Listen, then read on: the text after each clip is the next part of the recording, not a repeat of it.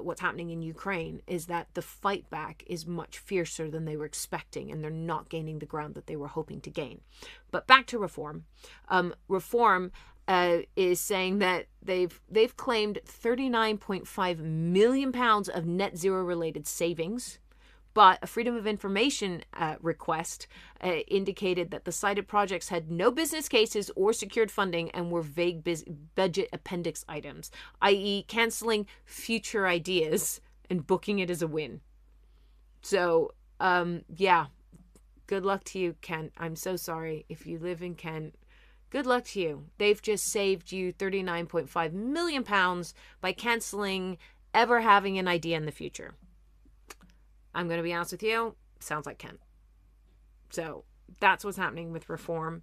I mentioned Ukraine briefly. Trump has said that he wants the war over by summer. He wants it done by summer, which is an interesting pressure to put on the situation. Of course, it puts pressure on Ukraine. Ukraine obviously won it over. And from the point of view of just knowing that a deadline has been set, there's a certain amount of relief there if you're on the Ukraine side, but it does put a lot more pressure on Ukraine to concede. And the biggest thing that they're being asked to concede is territory, is to let the Russians keep what they've got.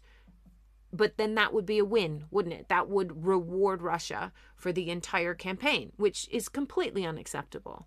In terms of Russia, the deadline means that it means that they can now sort of negotiate things like, well, let me keep the land, but I'll give you back, security and the rest of it. It just creates, it creates a pressure. But the problem is that if it's not over by summer, what's Trump actually going to do? Do you know what I mean? Like in reality, what's it going to do? I mean, so for Russia, it's the incentive to trade process for concessions, but then stall until Ukraine has no choice but to go take the land. It's obviously, so it's better for Russia than it is for Ukraine, although from Ukraine's point of view, just having a deadline, light at the end of the tunnel. But what's Trump actually going to do if they don't finish this by June? I mean, what has he done so far? Nothing. Absolutely nothing. The EU, of course, have agreed to a 90 billion euro, I would assume, loan to Ukraine. So the EU has stepped up and they're being more supportive.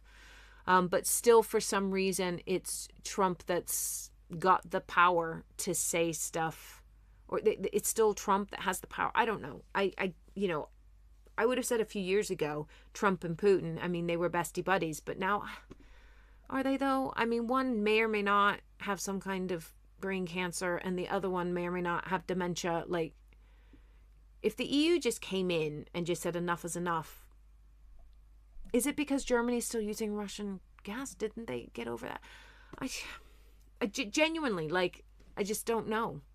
I help me out here. Like, great, there's a deadline, but it means, like, it's like it's a line in the sand, but you've drawn it right next to the waves. So the waves are just going to come in and just wipe out that line.